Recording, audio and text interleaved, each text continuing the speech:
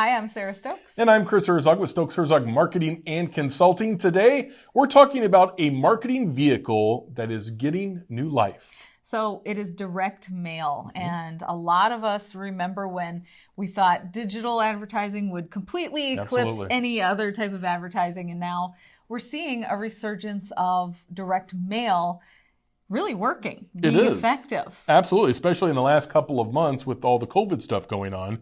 Direct mail has taken on some new importance in terms of marketing and advertising. Now, before I forget, if you need help with your direct mail campaigns, if you need some help with strategy, some of the graphic design that's critical for direct mail to actually get it noticed and to maybe get some results from it, if you need help with that, give us a call or send us an email, info@stokesherzog.com, or hit the stokesherzog.com website contact form. We'll sit down and find out how we can help you. So today we're talking about 3 reasons why direct mail is more relevant than ever. The first is that you can target direct mail. Some people think, well, I don't possibly want to send it to every single home in America. So what do you do, Chris? You've used direct mail lately. Yeah, well, years ago, people used to say, well, just send it to everybody, send thousands and thousands of pieces. And sometimes that does work. If you're a business, say an auto dealer or a product that has mass appeal, that's a good idea. So with our real estate company, we just sent out these giant mailers to about 1,000 people, but it was very targeted. So we sent it to people who owned commercial real estate around the area because those are the people, obviously, for that company,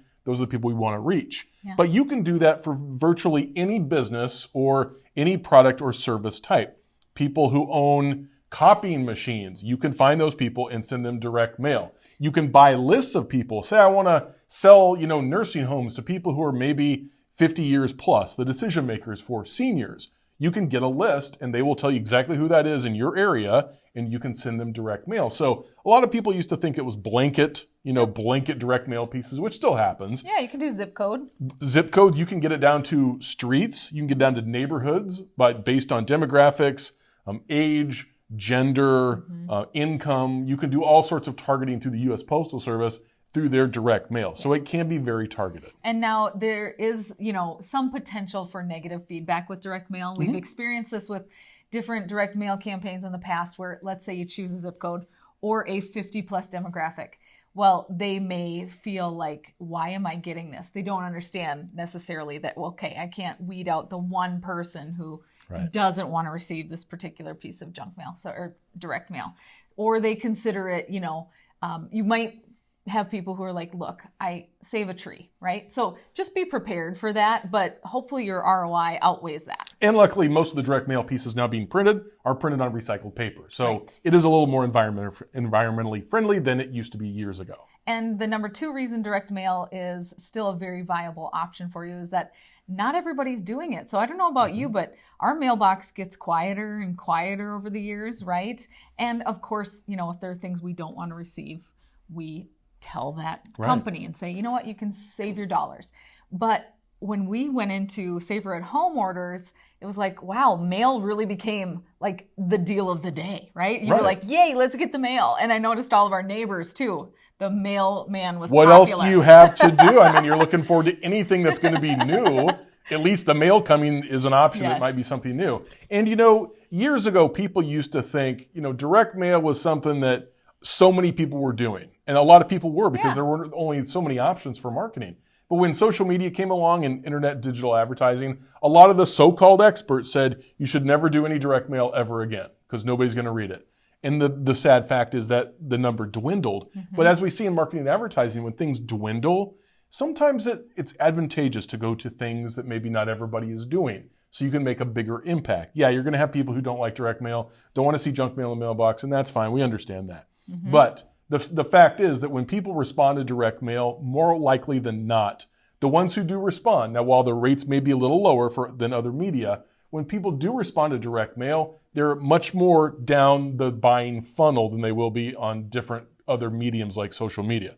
So people respond to direct mail, they're ready to buy generally. Yes. And the other piece is we always ask the question, what's useful to the consumer? Right. Because if you receive a piece of useful mail, right, then you're like, oh, I can use this, the Packers schedule. Now, yes, does everybody do the Packers schedule? Yes. They do. But what is a useful piece of information for your consumer, your target audience? And then hopefully they don't throw it away, because that's, 2.0 of direct mail is what can I get on the refrigerator? Right. That's critical. And that leads us to the number 3 reason why direct mail is still relevant, and that's because someone has to physically handle it and they have to do something with it. Now, whether that's put it aside for later, say, hey, Sharon, look at this. This is something I've been looking for, or whether they throw it away, which a lot of people do. But they still physically handle it and they physically read it.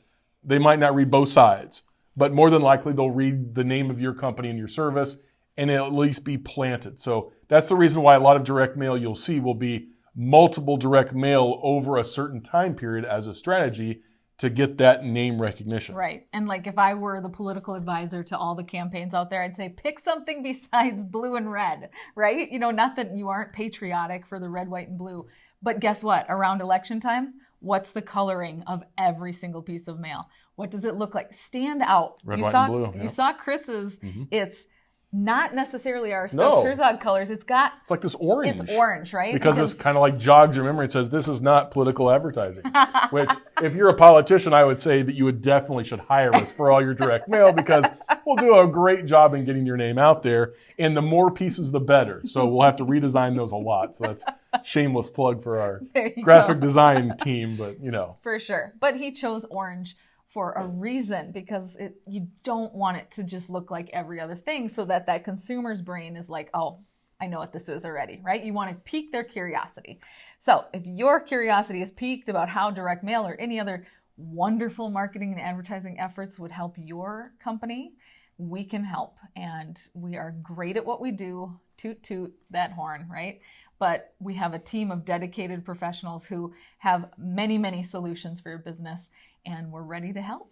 Direct mail, give it another thought. We'll see you next time.